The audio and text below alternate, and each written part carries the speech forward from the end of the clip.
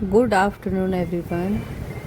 आप सोच रहे होंगे कि मैं गुड मॉर्निंग की जगह गुड आफ्टरनून क्यों बोल रही हूँ, क्योंकि आज मेरा व्रत है और बस संध्या की पूजा के लिए निकलने ही वाली थी तो बाहर देखा, बाहर कितना तूफ़ानी मौसम हो रखा है। देखो हर जगह हवा ही हवा चल रही है, पूरा ऐसा ठंडी ठंडी हवा चल रही है। नॉर्थ में या देश के बाकी जगहों में बहुत ज़्यादा गर्मी है, लेकिन यहाँ ठंडी है। सारे के सारे मैट गिर गए हैं। इस मैट को धोने के लिए मैंने मेरे बेटे को बोला था। सारा दिन छुट्टियां ऐसे ही वेस्ट करते हैं, थोड़ा सा काम पे लगा देना चाहिए उनको। देखो क्या हवा चल रही है। अभी मेरा छोटा बेटा ट्यूशन गया है तो मुझे लगा बीच में कहीं उड़ ना जाए तूफान में। वो दूर जो टैंकी दिख रही है उधर है उसका ट्यूशन। मतलब दूर, मतलब सीधी रोड में 10-15 घर के बाद है, लेकिन डर लगता है। अभी हम सेकंड फ्लोर में हैं, इन सीढ़ियों से और ऊपर चढ़ते हैं। बस मेरा फ़ोन ना फिसल जाए यहाँ से हाथ से, क्योंकि वो नया और केस भी नहीं लगा हुआ है, कवर नहीं लगा है। और वो देखो दूर बारिश हो गई है। वो देखो धुंधला धुंधला दिख रहा है ना पीछे, बारिश हो। वो देखो धुंधला धुंधला बारिश हो चुकी है।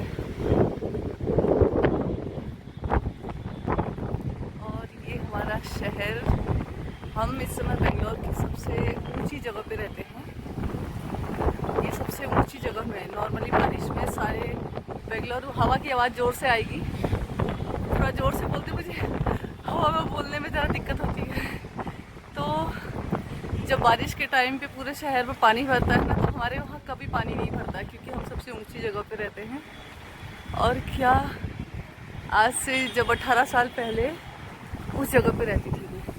ये जो, एक सेकेंड, वो जो येलो टैंकियाँ दिख रही हैं उसकी बैक साइड में रहती थी मैं। तो वहाँ से पता है ये कितना क्लियर दिखता था। ये जो पीछे बड़ी बड़ी बिल्डिंगें दिख रही है ना, ये येलो येलो नहीं, येलो के पीछे पीछे कहीं ऊंची ऊंची बिल्डिंगें दिख रही हैं।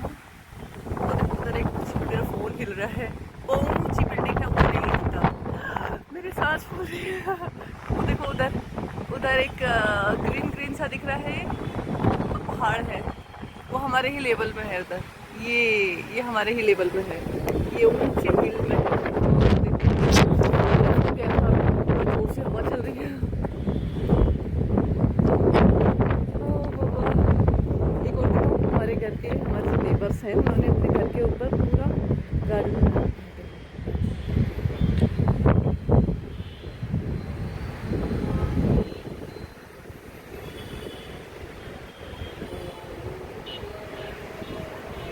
ये टावर एक दिन में खड़ा किया है, टावर गवर्नमेंट ने, क्योंकि ये जो वायर थी ना, ये वायरिंग के लिए बीच में सपोर्ट नहीं था, तो यहाँ से डायरेक्ट वो जो दूसरा टावर दिख रहा है एक उधर, वो वाला टावर, वहाँ से डायरेक्ट उधर जाती थी वायर, तो बीच में बहुत लटकी हुई रहती थी, तो सपोर्ट के लिए। अब चलते हैं नीचे, खाना बनाने का भी टाइम है, पूजा भी करनी है। बहुत ज़्यादा घूम लिए हैं ऊपर को, नीचे चलते हैं। ये व्रतों का सिलसिला, इसकी स्टोरी मैं आपके साथ एक शेयर करना चाहती हूँ। 2014 की बात है, जब हम कोलकाता से यहाँ बेंगलोर में शिफ्ट हुए थे। शिफ्ट मतलब हम रहते यहीं थे, 2 साल के लिए बाहर गए थे, उसके बाद हम इधर लौट के आए थे। तो इधर मेरे हस्बैंड को बढ़िया पैकेज मिला था, तो उस पैकेज में वो इधर आ गए थे। तो 4 अप्रैल को हमने इधर, मेरे हस्बैंड ने जॉब ज्वाइन की थी, और 10 अप्रैल को मेरे बेटे का बर्थडे था, बड़े बेटे का। तो मैं शॉपिंग करने के लिए 9 अप्रैल को मार्केट गई थी शॉपिंग करने के लिए, कि बच्चे के लिए कुछ कपड़े ले लेती हूँ।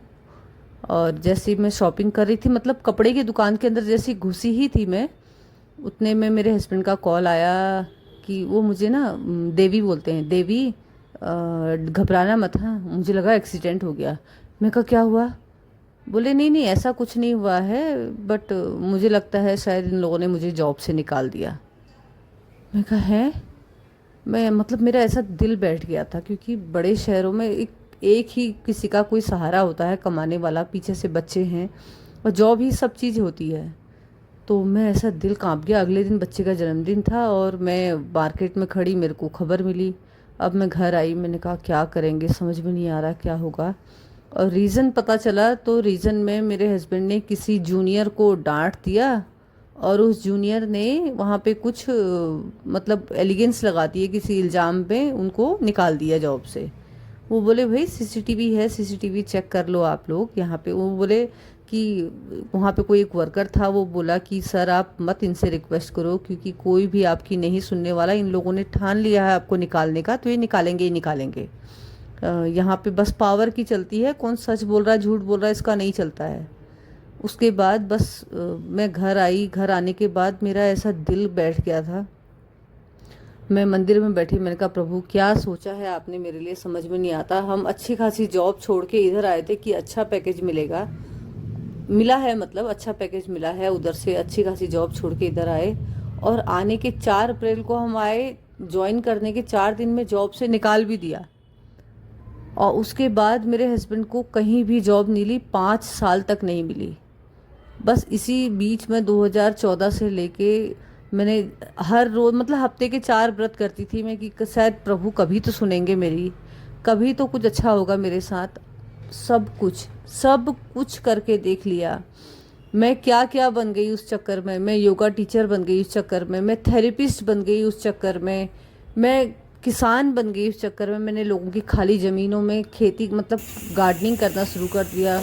थेरेपिस्ट के नाम पे लोगों की मसाजें करनी शुरू कर दी। जहाँ 1000 रुपये लोग योगा टीचर की फ़ीस दे रहे थे, मैंने 300 रुपये में योगा टीचिंग की है, जस्ट इसलिए कि मेरे बच्चों के दूध के लिए पैसे आते रहें घर में, क्योंकि कोई और जरिया नहीं था, बिल्कुल भी जरिया नहीं था। और मेरे हस्बैंड को कोई जॉब मिल ही नहीं रही थी। ऐसा लग रहा था कि लिख दिया गया है कि अब ये बुरा समय है तुम्हारा। कई बार बहुत गंदे गंदे ख्याल आए दिमाग में कि सब कुछ ख़त्म कर देते हैं, क्योंकि हमारे पीछे किसी का भी सपोर्ट नहीं है, कोई फैमिली मेम्बर नहीं है, कोई की कहे कोई बात नहीं, 1-2 साल नहीं भी है तो हम पीछे से हैं, कोई ऐसा कहने वाला भी नहीं है। बहुत समय ख़राब आया, बहुत ज़्यादा समय ख़राब आया। फिर आया 2016। 2016 में मैं प्रेग्नेंट हुई और प्रेगनेंसी के टाइम पे मैं डर गई। मैंने कहा अभी हमसे जो बच्चे पास में हैं वो नहीं पल रहे हैं, इस बच्चे को कैसे देखेंगे। बहुत सोचा कि क्या करेंगे, कैसे पालेंगे। मेरे को ऐसा लगा कि मेरा दिल बैठ जाएगा। तो फिर मेरे हस्बैंड बोले कि देखो ये तुम्हारी चॉइस है, तुम्हें चाहिए तो रखो, नहीं चाहिए तो मत रखो। मैं तुम्हारा जो भी फैसला होगा मैं उस फैसले में तुम्हारे साथ रहूँगा। तो ये बोल के मैंने बहुत सोचते समझते मैंने बोला नहीं, इसको रखते हैं।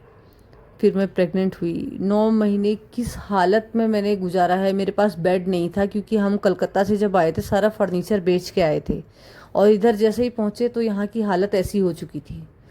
और फिर मैंने पूरे 9 महीने फर्नीचर ख़रीदने के लिए पैसे ही नहीं थे, यहाँ खाने को पैसे नहीं हो रहे थे, फर्नीचर के लिए क्या होंगे। फिर हम ज़मीन पे सोए थे, मतलब मैं 9 के 9 महीने लिटरली ज़मीन पे सोई थी। मेरे हस्बैंड मुझे देखते थे ना, वो रोते रहते थे, कहते थे कि तेरे को मैं इतनी सी भी सुविधा नहीं दे सकता हूँ कि एक तेरे को बेड दे सकूँ मैं।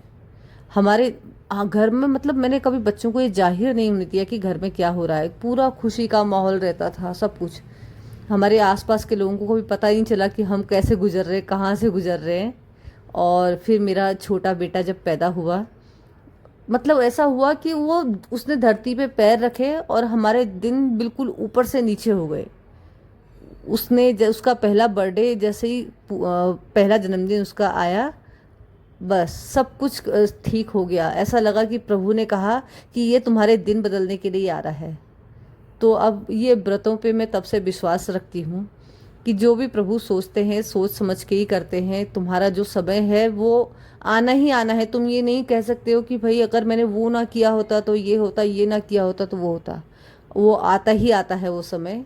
बस कर्म अच्छे करने हैं। ये मैं अपने लिए कह रही हूँ, किसी को कोई उपदेश नहीं दे रही हूँ, उद्देश्य नहीं दे रही हूँ। मैं अपने लिए कह रही हूँ कि मैं अपनी तरफ से पूरे अच्छे कर्म करती हूँ कि मेरे बच्चों को कभी हमारे कर्मों का फल ना भुगतना पड़े। और सेवा, भक्ति भाव और किस्मत पे भरोसा, उसी किस्मत के भरोसे आज मेरे बच्चे, मुझे कई बार मुझे लगता है कि या तो मैं पूजा पाठ के भरोसे मेरे को ये दिन देखने को मिले, या मेरा जो छोटा बेटा पैदा हुआ वो हमारे लिए ऐसे दिन देख के लाया। प्रभु ऐसा सबके लिए करे कि कोई ना कोई उनकी जीवन में ऐसा आए जो उनके बुरे समय को बदल दे। बस यही मेरी एक स्टोरी है जिसने मुझे भक्ति की ओर, पूजा पाठ करती थी मैं, भक्ति की ओर बहुत खींच दिया। और ये मैं माता का वैभव लक्ष्मी माता का प्रसाद बना रही थी। सीरा मतलब सूखा आटे को घी में भून के बनता है उनका प्रसाद, वो बनाया था मैंने उनके लिए। बस उसके बाद मैंने दिन भर की भूखे रहने के बाद शाम को पूजा करके खाना खाया। हाँ, इसी बीच की एक स्टोरी और है, आप अगले वीडियो में मेरा वेट कीजिएगा।